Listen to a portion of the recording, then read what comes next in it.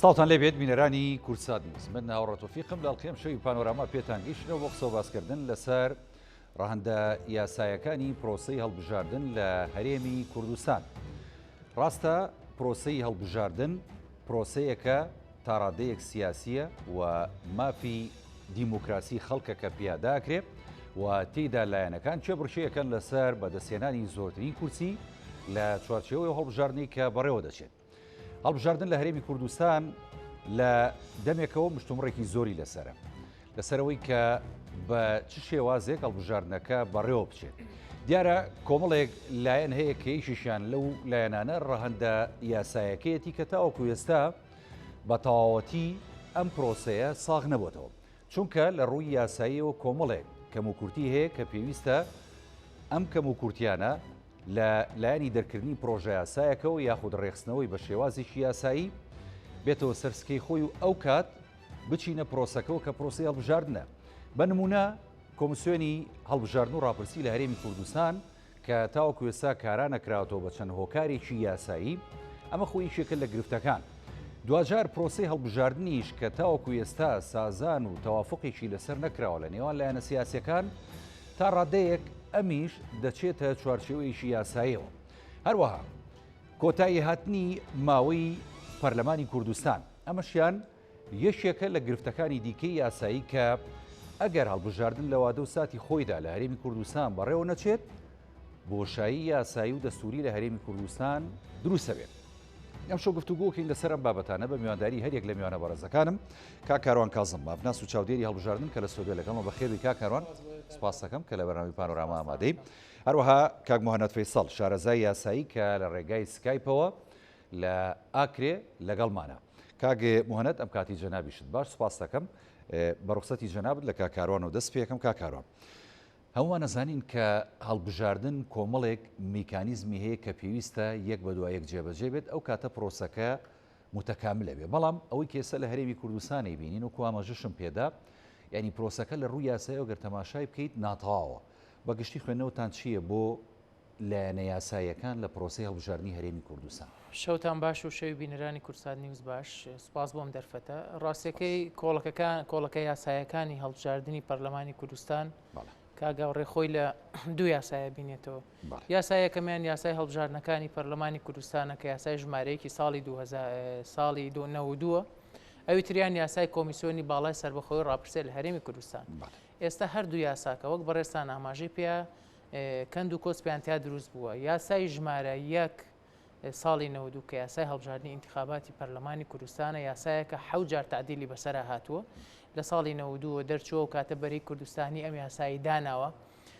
هەلومەرج و بارودۆخ و کەش و هەوای سیاسی و نەتەوەی ئەو کاتی باشووری کوردستان زۆر جیاواز بووە لە ساڵی 2022 کە ئەو یاسایەتیا دەرچووە.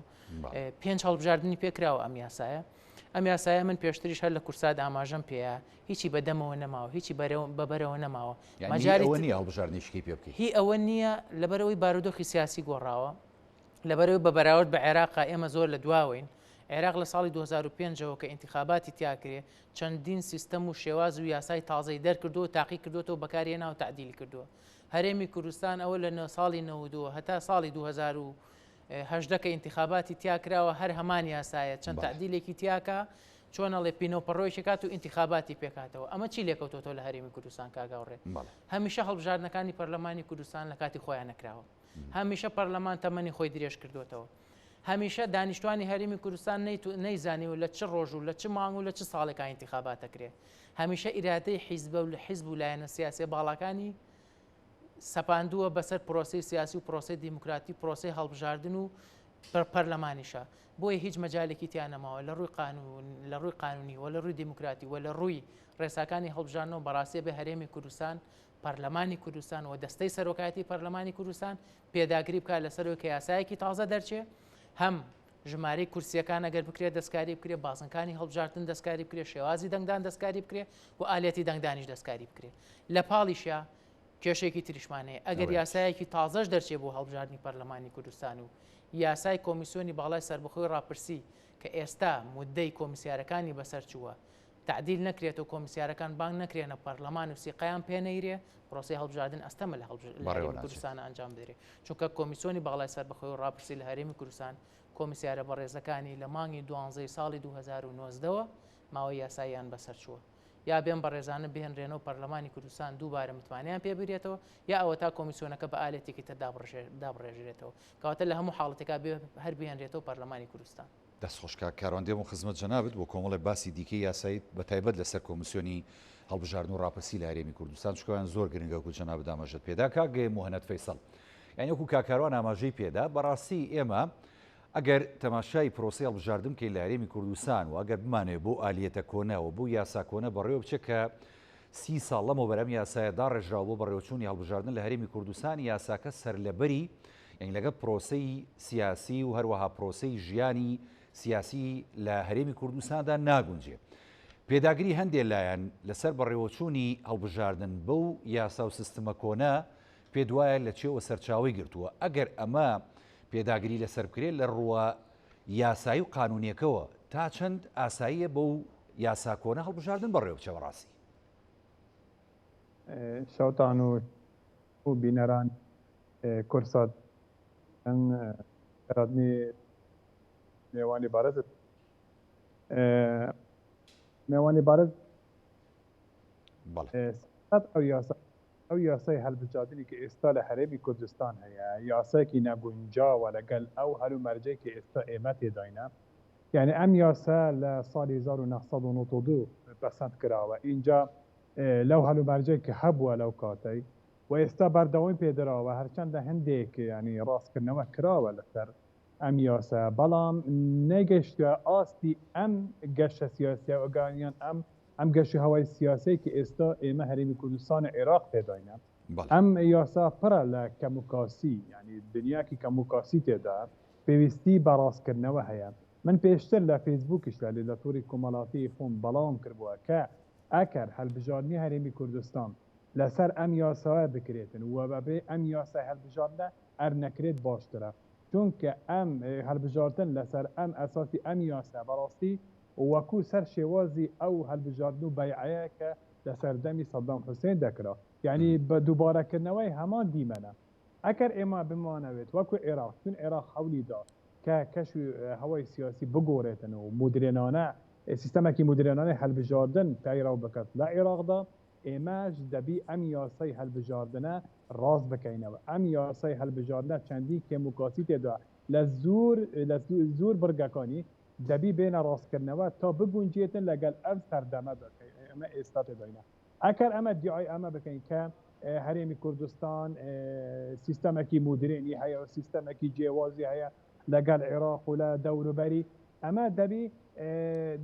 ینی بسەلمێنین بۆ خەڵکی خۆمان اینجا بۆ عێراق و بۆ جیهانیش کە فعلا ئەم شتەیە بەڵام تو ناکرێتن باو کەموکاسەیە کە هەیە ئێستا لە ناو یاسای هەڵبژاردنی ئێستای هەرێمی کوردستان بە هەر بیانێک لە بیانێک بی ئەتو هەڵبژاردن لەسەر ئاساسی بکەیت چونکە وەکو گوتم یعنی هەڵبژاردن لەسەر ئەو ئاساسی وەکو بەیعەی لە سەردەمی سەدام حوسێن بۆ تەنها دووبارەکردنەوەی دیمەنە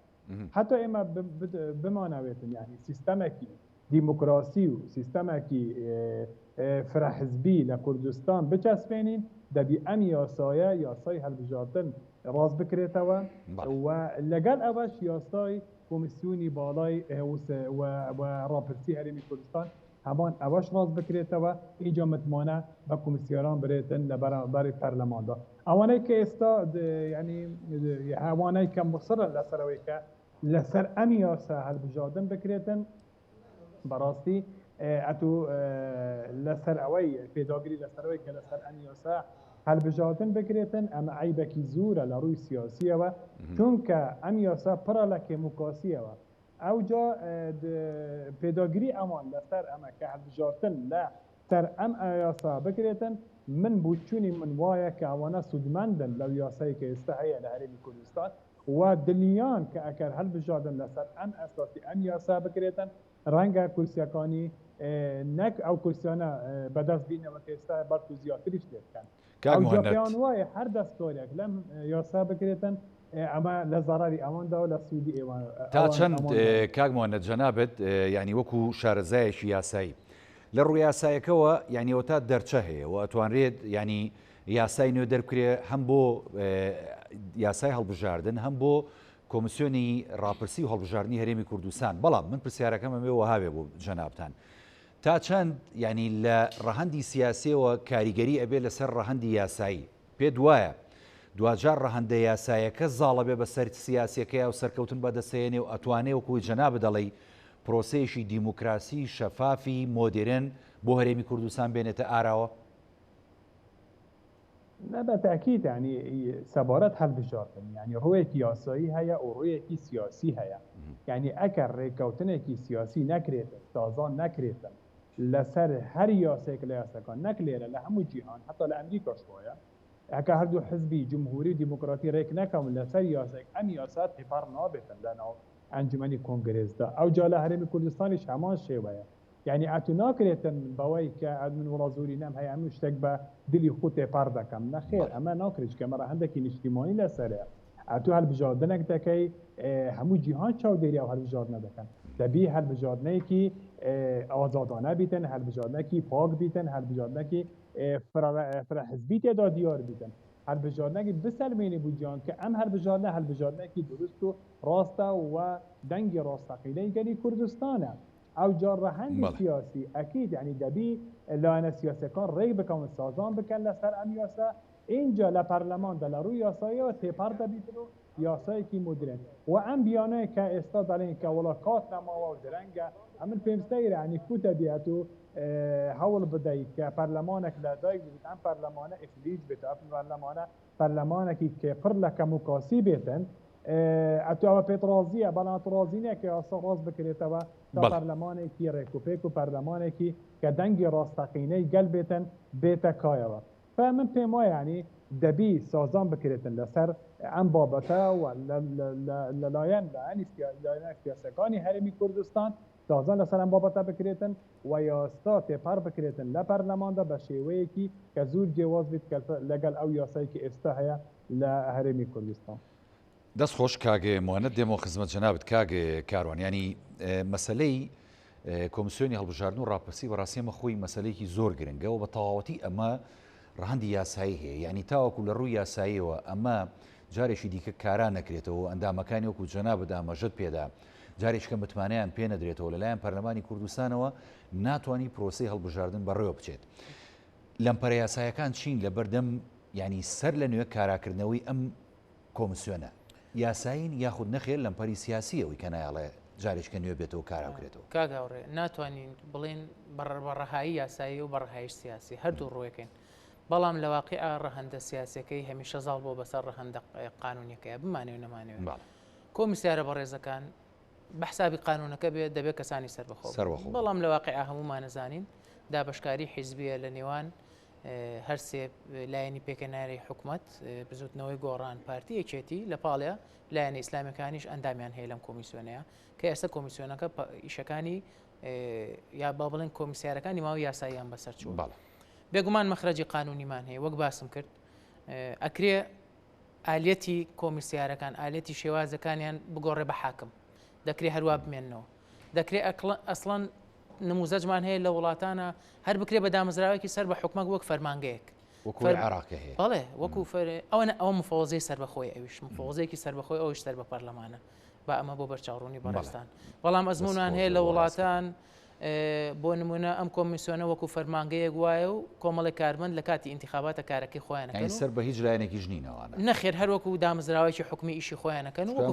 ئەمیکە هەیە لە هەرێمی کوردستان و جەنابەت ئاماژەت پێدا تەوازنە لە نێوان هێزەکان دابشکاری حیزبی خۆی بەشێ لە کێشەکانی کارنەکردنی کۆمیسیۆن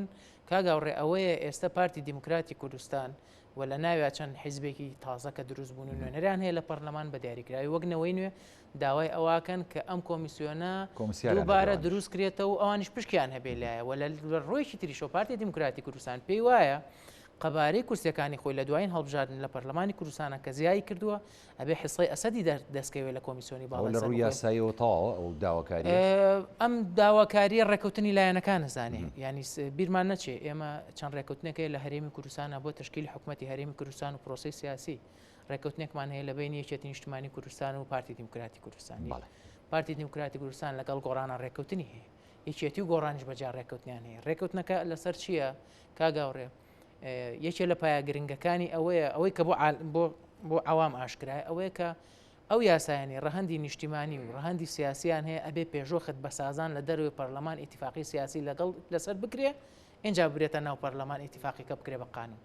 لە ناویانە چی بچێ یاسای هەڵبژاردن و یاسای کۆمیسیۆنە لە ڕووی قانونیەوە ڕاستەوێ لە هەرێمی کوردستانە لەوەتی هەبوو هەروە بوو لایەنە سیاسەکان لە دەروی پەرلەمان ڕێکەوتون لەسەر بابەتەکان لەسەر مێزی بەڵێ دوجار ببراوەتە ناو پەرلەمان و بەرگێکی یاسایی کراوە بەبەردا بەڵام بەڕاستی ئەم کللتورە لە هەرێمی کوردستان کللتورێکی زۆر نادیموکراتیە ڕاستە لە وڵاتانیش حیزبەکان ڕێکەوتنەکەن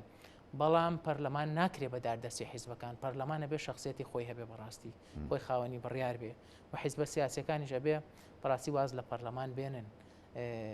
ئەبینی لە هەرێمی کوردستان کاگاوڕێ خول لە دوای خول کوالێتی و جۆری پەرلەمان بەرەو دواوەڕوە بەڕاستی ئەو پەرلەمانی کە لە نەودووە دروست بووە لەبەر ئەوەی خاوەن بڕیار و خاوەن دەسەڵاتەکانی هەردوو حیزبی سەرەکی لە هەرێمی کوردستان تیا بووە و بەڕێزان مامجەلال و کاک مەسعود لەوێ وجودیان هەبوو تەواجودیان هەبوو ئەبینی لە ڕووی بڕیار و لە ڕووی هەیمەنەت و لە ڕووی دیاریکردنی چارەنووس لەو کاتا زۆر دەوری هەبوو ئەگەرچی شەڕی ناوخۆشی بەسەرایە دوایی بەڵام ئەبینی خولەکانی داتر بەداخەوە لەبەرەوەی لایەنە سیاسیەکان کادرە بەغڵەکانی خۆیان نانێرن کوالەتیاندان پەرلەمانەکان بەرەو خراپی ڕوا بۆیە بینی کۆی پرۆسی سیاسی و قانونی لە هەرێمی کوردستانەوە ئێستا هەر بۆ قورسایی ئەو قسەی کە جەناب دامەژی پێی ینی پەرلەمانی کوردستان ئێستا تا لایەنێکی سیاسی بینیمان لە چەند ڕۆژی ڕابردوودا بە تایبەتی پارتی دیموکراتی کوردستان وەکو دەڵێن ینی ئەو پێداگرە لەسەرەوەی کە پێویستە ئەین پەرلەمانی کوردستان ینی بەپێی ئەو مافە و ئەو یاسا و ئەو دەسەڵاتانی کە هەیە تێسە بارکەکانی خۆی بەڵام یعنی ئەو تەحەفوزەی کە هەیە لەلایەن سەرۆکی پەرلەمان بە دیاریکراوی لە پێناو پاراستنی هەم تەوازن هەم تەوافق هەم سازانە لەسەر ئەو دوو یاسا گرنگی کە جەنابەت و هەروەها کاک موهەنەدیش ئاماژەیان پێدا باشە کەواتە پەرلەمان ڕاستە موئەسسەسەیەکی تەواو یاساییە بەڵام دوجار ئەمە لایەنەکان تایە باڵا دەستن ئەگەر سازان و تەوافق نەبێت بڕیارەکان لەوێ دەرەکرێت ینی بە ئاسانی بێگومان ئەزمونێکی زۆر نزیکت پێ بڵێم ئەوەی لە خولی ڕابردوو ڕوویە کاتێ سەرۆکاتی پەرلەمان لای بزوتنەوەی گۆڕان بوو ماوەی یاسای سەرۆکی هەرێمی کوردستان بەسەر چوو بوو دکتۆر یوسف وەک سەرۆکی پەرلەمان بە ئەرکی قانونی و بە ئەرکی یاسای و بە ئەرکی شەرعی خۆی هەڵسا بڕیارێکی بێوێرانەیە بەوەی کە سەرۆکی هەرێمی کوردستان یاساکەی تعدیل کرێتەوە یاسای ژمارەیەکی ساڵی 2005 بەڵام بینیمان نەتیجەکەی چی لێ هاو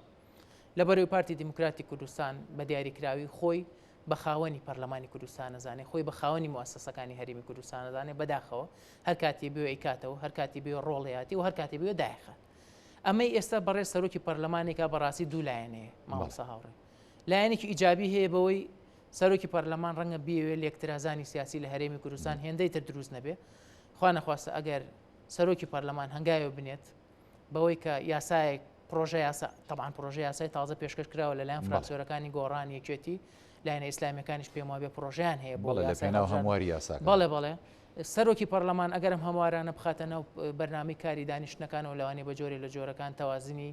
سیاسی و هەیمەنەتی پارتی لە ناو پەرلەمانی کوردستانە بگاتەوە ئاقاری کە خوا نەخواستە دۆخەکە بەرەو دۆخێکی خراپەرێ بەڕۆیەکی تریشە ئەمە ڕۆیەکی سلبیشی هەیە بەڕاستی کاگاوڕێ پەرلەمانی کوردستان چەند وەزیفەیەکیە گرنگترین وەزیفەی بریتە لە دانانی تەشریع و هەموارکردنەوەی یاساکان یعنی ئەمەی کە ئەیکا سەرۆکی پەرلەمان بە ئەرکی خۆی هەڵەسێ ئەگەر بوادەی دانیشتنی پەرلەمان دیاریکە بۆی هیچ نەبێ ینی ببێ بە کارتێکی فشار بەسەر لایەنە سیاسەکانەوە ئەگەر ئێوە لە دەرەوە ڕێناکەون ئەوە ئێمە وەکو سوڵتەی تەشریعی لە هەرێمی کوردستانە کە خاوەنی سوڵتەی تەنفیزیشن چونکە سوڵتەی تەنفیزی لە ناو سوڵتەی تەشریعی لەدایک ئەمە بیرمان نەچێت کاک کاروانانی بەعزێ هەندێک یاسا هەیە کە هەم لە عێراق هەم لە هەرێمی کوردستان کە ینی ڕەهەندێکی نیشتیمانیان هەیە ئەمانە ناکرێتەوە بە زۆری نەتێپەڕێن بەڕاستیانی وایان ینی ترسی پەرلەمان و ترسی سەرۆکی پەرلەمانی کوردستانیش پێ دوانیە لە ڕوئیایەوە بێت ینی کە ئەم یاسایە بخاتە دەنگدانەوە یاخود بخاتە گفتوگۆوە دوجار ینی بە زۆری نیەک تێپەڕێنرێ من خۆم پێش جەنا بکەوت باسی ئەوم کردوتمێنی دیارە بەڕێز سەرۆکی پەرلەمان خەمە گەورەکەی ئەوە بێ ڕەنگە کە ئلکترازانی سیاسی ڕۆیا و پارتی دیموکراتی کوردستان ئاسایە بەلایەوە ینی کە سبێنێ سەرۆکی پەرلەمان و بڕیارە دەرکا یا بڕیارێ دەرکا بە دڵی پارتی نەبێ یا بە دڵی هاوپەیمانەکانی پارتی نەبێ زۆر ئاسایە دەرگای پەرلەمان داخاتەوە خولی ڕابردوو ینی لەوانی سەرۆکی پەرلەمانی شار بە دەرکا ینی ئەمە کراوە لە ڕابردووە پەڕاستی شتێکی تازە نیە لە بەرامبەرەکەی بێگومان بەڵام دۆخی سیاسی لە هەرێمی کوردستان کاگاوڕێ دۆخێکی چەقبەستووە بیرمان نەچێ مۆزوعی هەڵبژاردننی سەرۆکی کۆمار ئەبینین دۆخی لایەنە سیاسەکانی لە هەرێمی کوردستان بە چق ئاقارێ بردووە. ئێستا و دۆخی کە لە بەخایە کاریگەری ڕاستە خۆی لەسەر کەشەوەی سیاسی هەیە لە هەرێمی کوردستان. بۆیە بەڕاستی بە بۆچوونی ئێمە و بۆچوونی چاودێریان ئەم هەنگاوانەی کە ئەندرێ هیچی بە ئاراستی ئەوە نیە کە چارەسەری دۆخەکە بکرێت بە تایبەتی ئەو مانۆڕێک کە دوێنێ و پێرە پارتی دیموکراتی کوردستان کردی بە ناوی زۆرینەوە مانۆڕێکی خراپ بوو چونکە بەڕاستی مؤسسەی پەرلەمان و تەشریعی و ناوکاری پەرلەمان هی ئەوە نیە هێزێ بچێ هەڕەشە لە هێزەکانی ترکە و بابەتی زۆرینە بەکاربێنێ بەوەی کە ئێمە بڕیارە دەین ئەواکەین چکە من لە ڕووی قانونی و لە نووسێنەکە ڕوونم کردوێتەوە فراکسیۆنی زۆری لە ناو پەرلەمانی کوردستان و لە ناو هەر پەرلەمانێکە بێوێ شتێ بکە بڕیاری دەرکە دانیشتێ بکە ئیلابێ لە ڕێگەی دەستەی سەرۆکایەتی پەرلەمانەوە بێ بڕیار لای بەڕێ سەرۆکی پەرلەمانە یاساکان لە لای ئەوە دەرەچوێنرێ فەرمانەکان لەلایەن ئەوە دەرەکرێ دەستەی سەرۆکایەتی پەرلەمانی کوردستان ئێشتا وە کەزانین جێگیری یەکەم لای پارتی دیموکراتی کوردستانە کە بەڕێز هێمن هەورامیە و جێگیری دووەمیش بەڕێز موناقاوەچێ بە جۆرێ لە جۆرەکان لە پێکاتەکانە و ئەوانش بەداخەوە ینی ئەڵێم ئەوەی نوێنەرایەتی پارتی دیموکراتی کوردستانەکەم بەداخەوە نوێنەرەی ڕاستەقینەی خۆیان ناکەن بۆیە ترسێک هەیە لە غیابی دکتۆرە ڕێواساوە لە غیابی بەڕێز سەرۆکی پەرلەمانە پارتی دیموکراتی کوردستان بە جۆرێ لە جۆرەکان زۆرینەی ناو پەرلەمانی کوردستان بەکاربێنێ وەک ئەوەی لە کاتی جعفەری منیکیە لە غیابی بەڕێز دکتۆر یوسفا لە خولی ڕابردووە کردیان جعفەری منیکی بەڵام نەوێت لەسەر ئەو مەسلەی ینی بە تایبەتی کە ئەو کات دووسرا ینی ماوەی سەرۆکی هەرێم درێژ بکرێتەوە یاخود یاسای سەرۆکی هەرێم دەستکاری بکرێت بینیمە خۆ دوایی هەر یاساکە دەستکاری کراوە لە پەرلەمانەوە دەنگی لەسەردرا ینی دوجار هاتۆ بە تەوافق و تەوازنی نێوان پێکاتەکان بوو ینی کەواتە لێرەیە وەکو جەنابە داماژەی پێدەی کە دۆخی هەرێمی کوردستان لە ڕووی سیاسیەوە ئەو ئاراستەکەی بێ و بۆ چەق بەستویە بێت و ئەگەر هەر جوڵەیەشی ینی کە لە بەرژەوەندی گشتی نەبێت ترازان دروست بێت یخۆ دوجار ینی ئەوەی کە ئێستش هەیە پێ دوایە سەر بگرێ لە ڕووی یاسایەکەەوە من مەبەسمە نەخێر کاک هاوڕێ ممکن نییە مستحیلە هەڵبژاردننی داهاتووی هەرێمی کوردستان بەبێ دەرچوونی یاسایەکی تازە بۆ هەڵبژاردن یا بەبێ تعدیلی ئەم یاسایە ناکرێت و بە هیچ جۆرێ ناکرێت مەهماکان یاساکەش تعدیل نەکراوە خۆی بمێنێتەوە کۆمیسیۆنی باڵای سەربەخۆی هەڵبژاردن لە هەرێمی کوردستان ناتوانێت هەڵبژاردن بکە لەبەروی کۆمیسیارە بەڕێزەکان کە بڕیاری لۆجستی و بڕیاری ئەنجامدانی هەڵبژاردنەکە ئەوان جیهەی منەفیزن ئەبێ جێبەجێکن پیان ناکرێت لەبەروی شەرعیەتیان نەماوە یەک مەخرەجیکان مێنێ لە ئەخیرا ئەگەر پارتی لایەنێکی دیاریکەوە پارتی پەنای بۆ بەرێ ئەوەیە کۆمیسیۆنی باڵای سەربەخۆی و هەڵبژاردننی عێراق بەکاربێ بۆ هەڵبژاردننی پەرلەمانی کوردستانی داهاتوو کە لە ڕووی قانونی دەستوری و هیچ مانعێکی نییە ئەتوانرێت دەست بۆ خیارش بڕێ بەڵام تا ئێستا پارتی دیموکراتی کوردستان باسی ئەمەی نەکردووە بەڵام لە ڕووی قانونی و هیچ لاریەک نییە دەست خۆشکاکاران دێم و خزمەت جەنابەت کاگێ موهەنەدیانی بەهر لەسەر مەسلەی کاراکردنەوەی بە تایبەت ینی کۆمسیۆنی هەڵبژاردن و ڕاپرسی هەرێمی کوردستان ڕابوەسین ئەنی کاکاران ئاماژەی بە کۆمەڵی خاڵی زۆر گرنگدا لەم بوارەیە منەمێ ئەوە پرسم ینی ئێستا کۆمەڵێک پێشنیار هەیە لەلایەن زۆرێک لە فراکسیۆنە جیاکانەوە جگە لە پارتی دیموکراتی کوردستان بۆ هەموارکردنەوەی یاسا کۆنەکەی هەڵبژاردن و هەروەها بۆ کاراکردنەوەی کۆمسیۆنی هەڵبژاردن و ڕاپرسی لە هەرێمی کوردستان ئەو داوایانی کە ئەو لایەنانە داوایەکەن لە ڕووی یاساییەوە منطقی تێدایە و ئاساییە و یاساییە و ینی بەرەنگاری و ڕێگری بۆ دروستەکرێت لە لایەنی بەرامبەرەوە یاخود نەخێر شتەکە پێویستە بۆ ڕێکارەدا بڕۆ بە تایبەت بۆ کۆمسیۆنی هەڵبژاردن بڵێ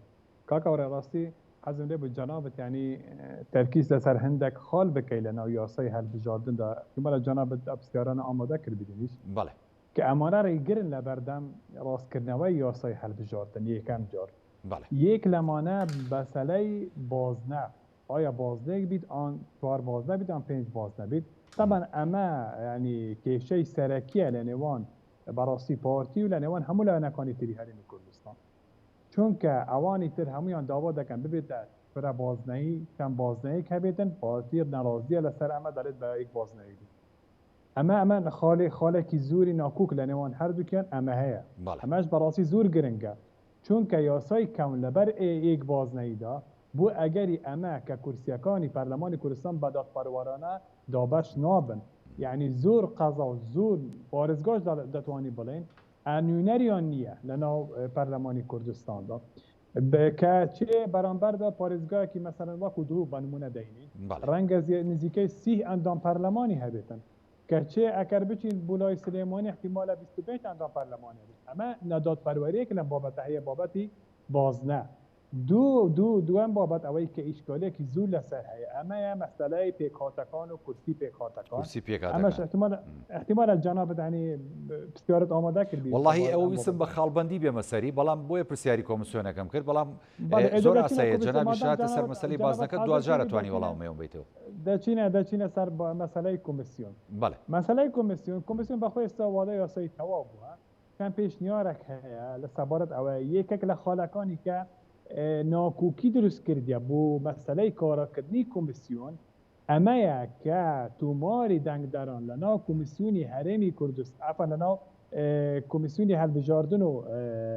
ڕاپرسی هەرێمی کوردستان جێوازیەکی زۆر هەیە لەگەڵ توماری دەنگدارانی پارێزگاکانی سلێمانی و دهوک و هەولێر و حەلەبجە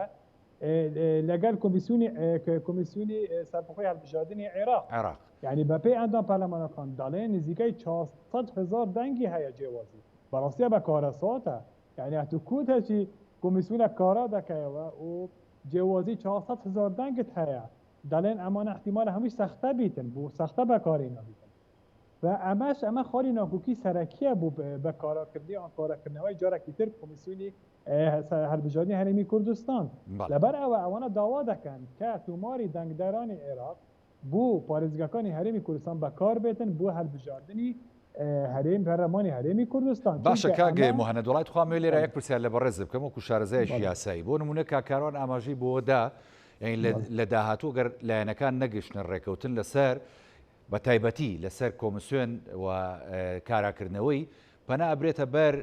ئەتوانن پەنا بەرنە بەر کۆمیسیۆنی هەڵبژاردننی عێراق بۆ بەڕێوەچوونی هەڵبژاردنەکە ئەی لە ڕووی بۆ نمونە ئێستا ئەوان ینی تۆماری دەنگدەرانی هەڵبژاردننی کۆمیسیۆنی باڵای سەربەخۆ هەڵبژاردنەکانی عێراق نوێ و تا ڕادەیەک پوختە و ئەو گەندەڵانی تیانە کە باسەکرێ ناکرێ احتیمادیش کرێتە سەر ئەو ینی تۆماری دەنگدەرانی کە هەبووە کە بۆ هەرێمی کوردستان بەکاراتۆرە لایەن کۆمیسیۆنی هەڵبژاردنەکان و لە ڕووی یاسایەکەەوە ئەمە ئەبێت لە ڕووی یاسایی و دەستوری دەبێت خۆی هاتۆ ئێستا بەشێکین لە عێراق یانم پێم سەیرە یعنی کووت و ڕازی دەبی کە هەڵبژاردننی پەرلەمانی عێراق کۆمیسیۆنی هەڵبژاردننی عێراق بکات بەڵام ئەتۆ ڕازینی هەڵبژاردننی پەرلەمانی کوردستان کۆمیسیۆنی هەڵبژاردنەکانی سەربەخۆی هەڵبژاردنەکانی عێراق بکاتن یعنی چ جێوازیەکە مادام تە باوا ڕازی بی دەبی بەوەش ڕازی بێ ئەکەر ئەمە چارەسەر بێتن چونکە بەڕاستی من پێم وایە کۆمیسیۆنی هەرێمی کوردستان هەڵبژاردننی هەرێمی کوردستان ناتوانیت لەم ماوەیەدا پاکانە بکەتن لە تومارکردنی دەنگدەران چونکە ئەم ڕێژەیە بەو حسابە 400,000 دەنگ بیتن ئەمە زۆر زەحمەتە بتوانیتن بە شێوازێکی ڕێکوپێک و بە شێوازێکی بەپەلە بتوانیتن تەواو بکەتن و پاکانە بکەت لەم تومارەدا ئەتوو باشتر ئەوە هەکەر کاراش بکرێتەوە بەڵام ئەتوو بچی وەستینات لەسەر توماری دەنگدەرانی کۆمیسیۆنی هەڵبژاردننی عێراق بکەیت چونکە ئەوان لە ڕووی پەنجەیان کردووە اینجا لە ڕووی ئەلکترۆنیە و لە ڕووی هەبوونی کارتی دەنگدەران عنی سەختەکردن لەوێ لە ڕووی لە بابەتی ژمارەی دەنگدەران زۆر زەحمەتە و ناکرێتن و لەمەش دیار دەبێتە کە ئەمە پەسەند بکرێتن و توماری دەنگدەرانی دانیشتانی هەر سێ پارێزگا هەرێمی کوردستان هەرێمی کوردستان ئەوەی کە سەر بە کۆمیسیۆنی هەڵبژاردننی عێراق پەسەند بکرێتن من پێم وایە ئەو هەڵبژاردنە کە دەکرێت لە هەرێمی کوردستان هەڵبژاردنێکی پاک دەبێتن و هەڵبژاردنێکی ڕازگۆنە دەبێت و هیچ دوودلی لەلایەن لایەنەکانی سیاسی هەرێمی کوردستان نامێنیتن کە ساختەکاری کرا و سەختەکردن یان هەولی سەختەکاری دەکرێتن لەناو هەڵبژاردنەوە هیچ مانعێکی دستوری یاسایی نییە کە توماری دەنگدارانی کۆمیسیۆنی سەربەخۆی هەڵبژاردنەکانی عێراق بەکار بێتن بۆ هەرێمی کوردستانی هیچ مانعێک تێدانە لە ڕووی یاساییەوە دەست خۆش کاگێ مهەنەد کاگێ کاروانیانی مەسلەی ئێستا ئەوەی کە گرفتە وەکو ینی مهەنەدیش ئاماژەی پێدا بە تایبەتی ئەگەر ئێمە یاسای هەڵبژاردنەکە بتەوێت لەگەڵ ئێستای هەرێمی کوردستان و هاوتا بێ لەگەڵەوەی عێراق کە بگونجێت مەسەری فرەبازنەیە یەخۆ دوجار لە فرەبازنەیدا ئەوەی کە خەمی گەورەیە لایەنە یاسایەکەیە بۆیە بۆ نمونە مافی دەنگدەر پارێزراو بێ هەروەها مافی کاندید پارێزراو بێ و مافی لایەنی سیاسیش پارێزراو بێ لە ڕووی یاسایی و بە تایبەتی مافی پێکاتەکانیش پارێزراو بێ ئیتر بۆ دەبێت ینی مەترسی هەبێت لەسەرەوەی کە تۆ هەرێمی کوردستان بێتە فرەبازنەی ئەمە ڕاستەکەی ئێستا دوو جەبهە هەیە لە ناو پەرلەمانەوە لە نێوان لایەنە سیاسەکانی هەرێمی کوردستانە کاکاوڕێ جەبهەیەکیان پارتی دیموکراتی کوردستان و پێکهاتەکان و کۆمەڵێ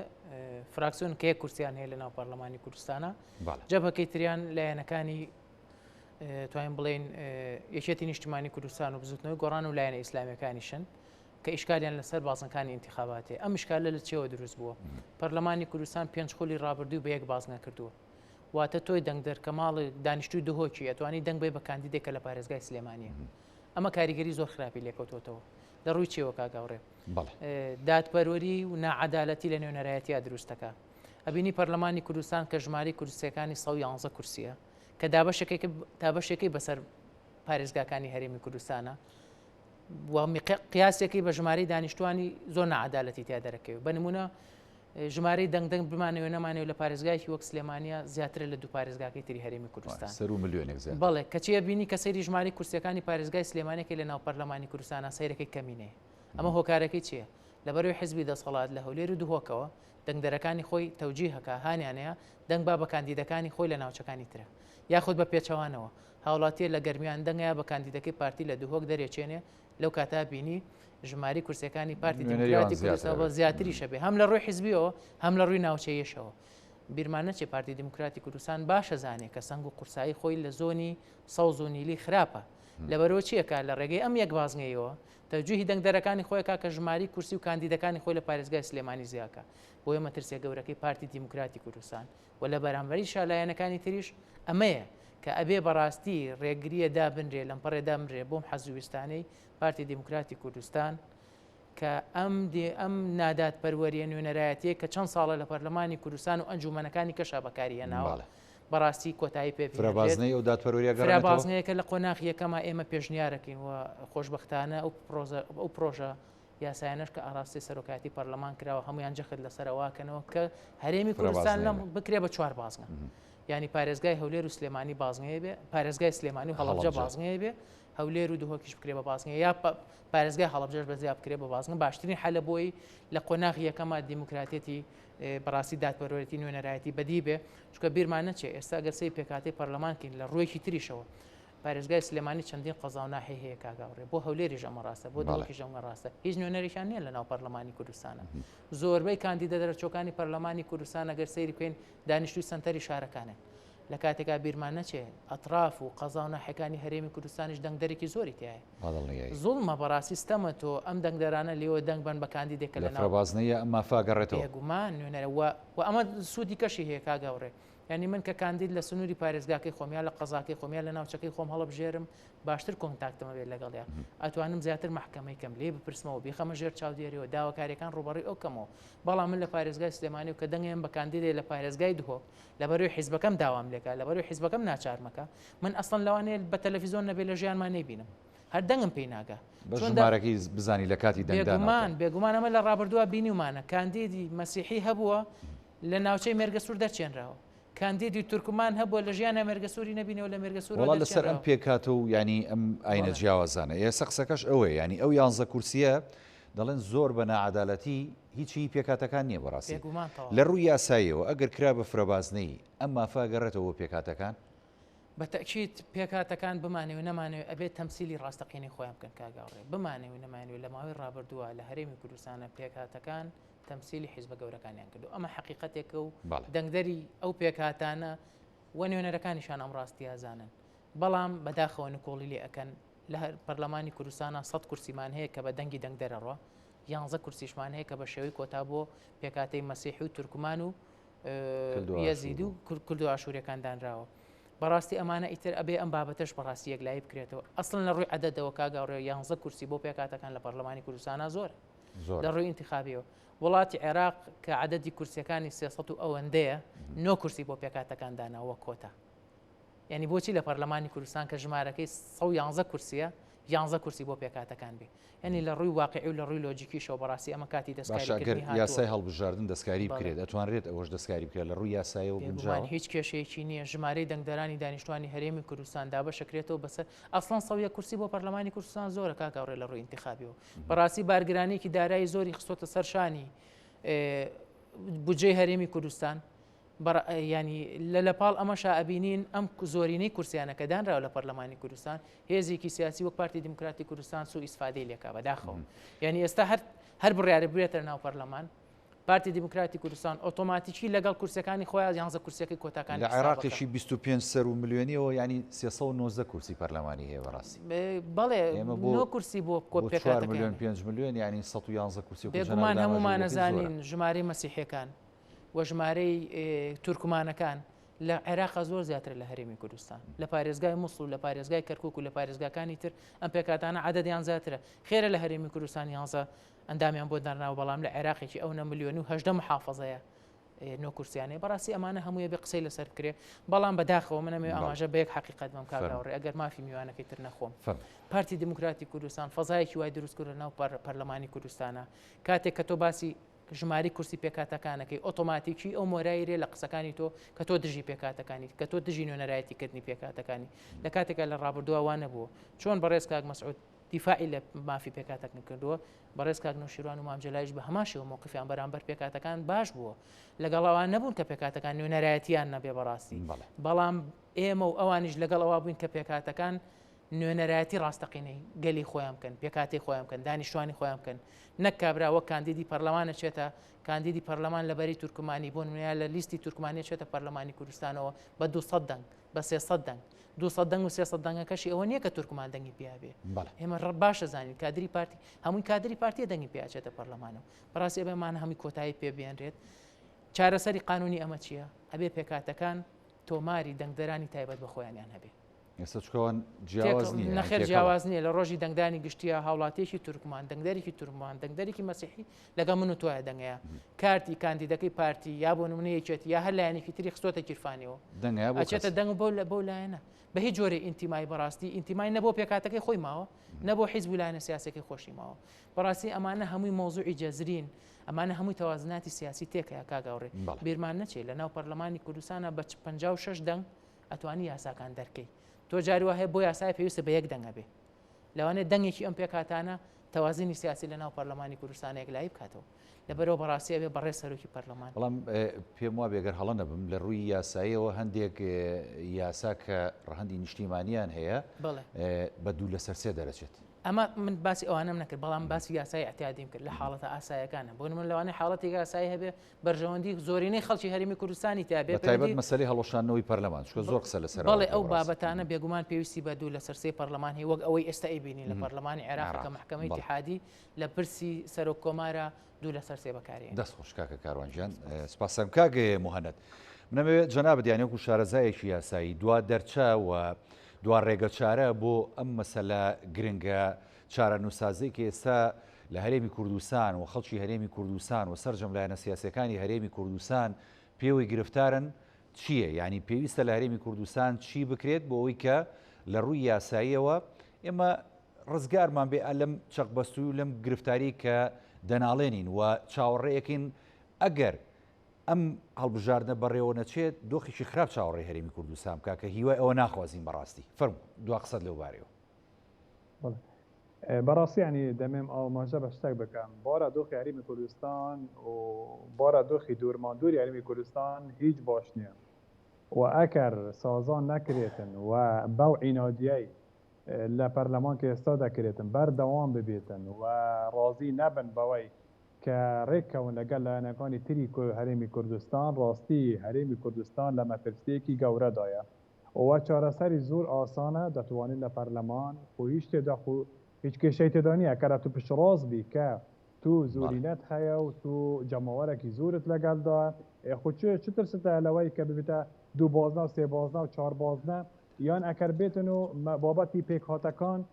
ڕێک بخرێتەوە یعنی با لە پەرلەمان سازان بکرێتن و با ئەم شتە تێپەر ببێتن باوەڕ بکەنی ئەو بارە دۆخەی نێودەوڵەتی و هەرێمی هەیە ئێستا و ئەوەی ناوخۆی خۆمانیش هەیە هەرێمی کوردستان لە مەترسیەکی گەورەدایە بەهۆی پەرتوپەلای لایەنەکانی سیاسی هەرێمی کوردستان و ئەگەر خۆیان نەگرن و ئەگەر ڕێککەوتن نەکەن لەگەلێک باوەڕ بکە ئەوەی ئێستا هەمانە ڕەنگە لە دەست بدەین ئەوجا بەس بە ملاحەضەکی بەسیط تێبینێکی بەسیط لەسەر ئەو مەسەلەی پێکهاتەکان هەنی بەڕاستی پێم سەیرە یعنی تەنها لە عێراق شتی وا چەسپا و لە هەرێمی کوردستان لە دنیا هەمووی لە ئەوروپا هەمووی بگەڕێ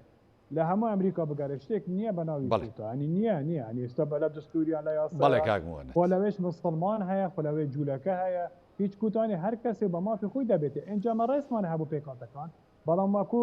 میوانە بارزەکەت گوت با تۆمارێکی دەنگدانی تایبەت بوو دابنێ با ڕۆژێکی سندوقی دەنگدانی تایبەت بوو دابنێ تا ببنە نوێنەری ڕاستەقینەی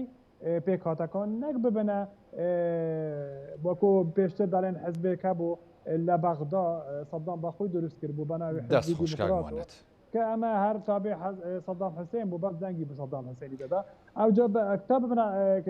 نوێنەری ڕاستەقینە دەبێت دەنگی ڕاستەقینە بوو بچێتە نەک دەنگێکی